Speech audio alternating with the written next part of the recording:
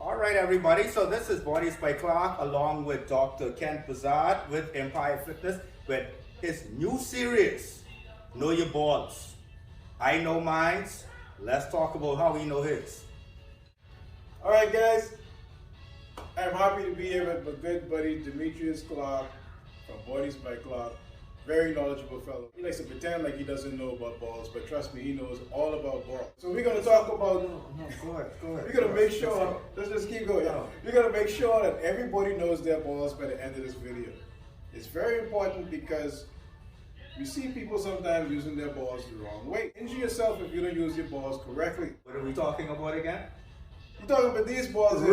Right. Okay, so we have three types of exercise balls here. Slam ball, or they call it a smash ball. This is your traditional medicine ball. This is your wall ball. These can actually be used incorrectly, is basically what you're saying. They could be used incorrectly, but also sometimes mechanics can cross over from time to time. I like to use different balls different ways depending on the person's ability to handle the ball. Talk about the covering, what they're made of, the consistency, what they're filled with, and how much bounce they have. Okay. So the slam ball usually has a thick rubber consistency. Right. It's usually smooth. All right. Usually filled with sand, and there's no bounce. So it's only supposed to slam and it doesn't bounce back. It doesn't bounce back. Traditional medicine ball. Okay. Now the medicine ball has a lot of uses. You can do slam ball exercises with it because sometimes you need a bounce. Okay. All right. But the point is that this has more of a consistency like a basketball. Okay. All right. Inside is no sand, but there is weight inside. Okay. All right. And it's not soft, so it's going to bounce. If you slam it, it's going to bounce high. Wall ball, usually the softest one, like a pillow-like consistency. So this is a wall ball. So This is I'm a guessing wall this ball. is for the wall. This is for our wall ball throws. Okay. All right. That's usually why it's so soft, because they don't want it to sock you in the head. But we could use it on the floor. You could use it on the floor. You can slam each one of these. You can wall ball each one of these, but you just have to be careful that you're not using it for the wrong reason. On the slam ball, that's not the ball you want hitting your head. Okay. Nobody wants balls in their head. Right. So we're talking about these again, right? We're talking about Okay. Good. All right. All right. So the wall ball is soft. All right. Has a pillow-like consistency and probably a medium bounce depending on the weight.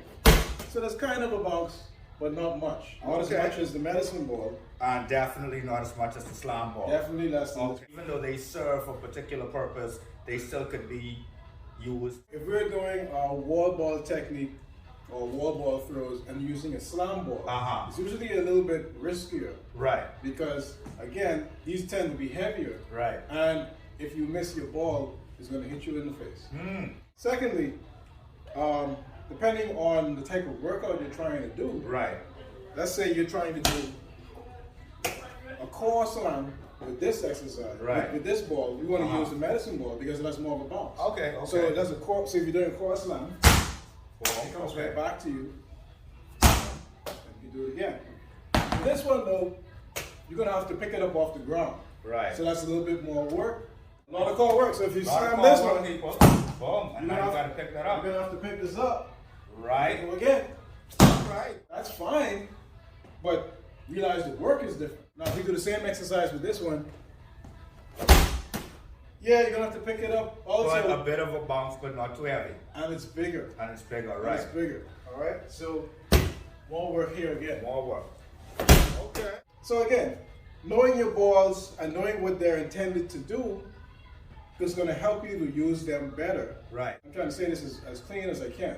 Go ahead, because we've done already past that line long time. You got to know how to use your balls Right. properly. So as long as you know the consistency of your balls, how firm they are, and what size it is, then you can utilize it properly. I couldn't say it no better. That's the best I can do. People, as a trainer, I've seen a lot of people use these the right way and the wrong way, including myself, but I've learned something today. So thank you, Dr. L Bazard, for a series for Know Your Balls. Always remember, these can be used differently. Know what the purpose is before you use them. For your other balls, please contact your medical practitioner because something might be wrong, and if you don't know how to use it, that's on you. So Bodies by Clarke, Dr. Kent Bazard at Empire Fitness. Know your nuts.